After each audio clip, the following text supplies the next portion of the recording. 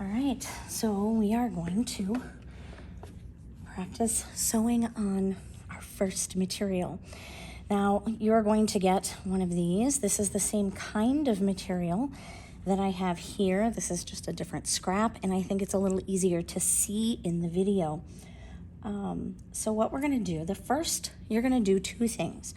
You're gonna do straight lines here, and you're gonna do curved lines here. Now, what you're gonna do,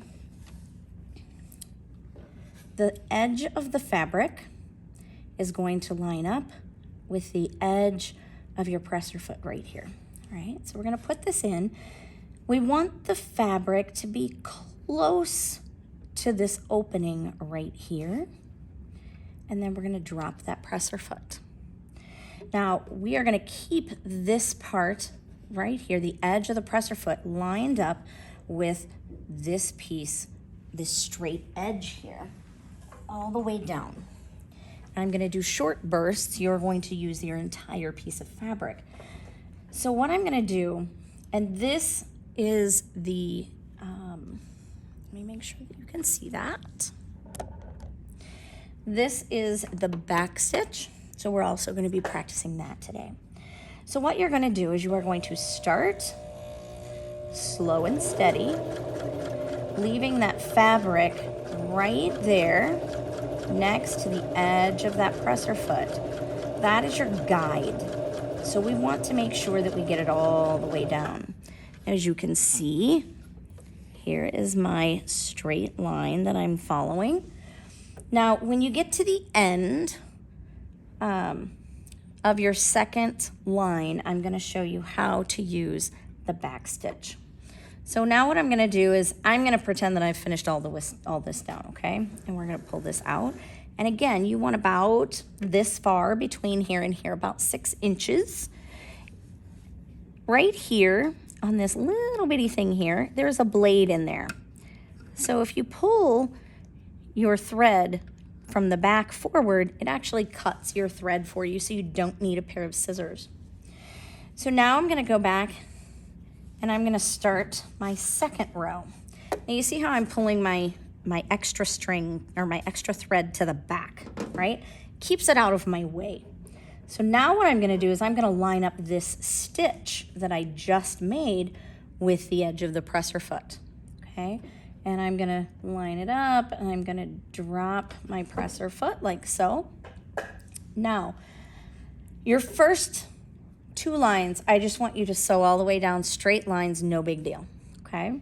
On your 3rd, 4th, and 5th lines, I'm going to ask you to use your back stitch. Now, I'm going to not hold the material so that you can see exactly what this is gonna do. You're going to go forward 3 or 4 stitches. Remember, slow and steady. I'm gonna push down my button and I'm gonna go backwards those same few stitches. And then I'm gonna keep going along my line. And I'm gonna practice pressing this down every few inches, right? Every couple of inches. I just want to know that you understand what this does, okay? What that's doing is backing up your stitches and then going forward again, and it's locking those stitches so that they don't come apart.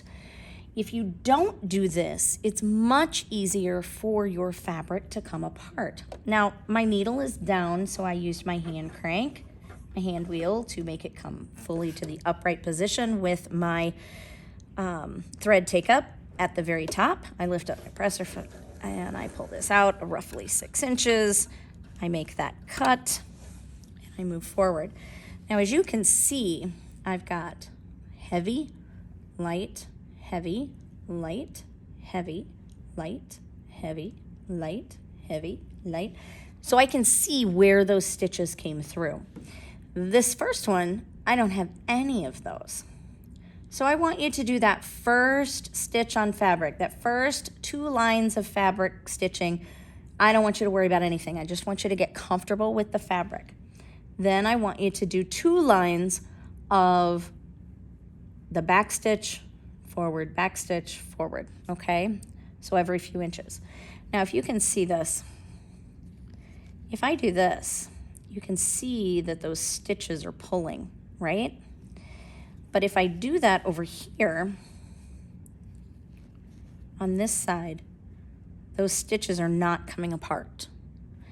So this stitch, this back stitch, is incredibly important when you're making clothing or anything that you're sewing together so that it does not come apart.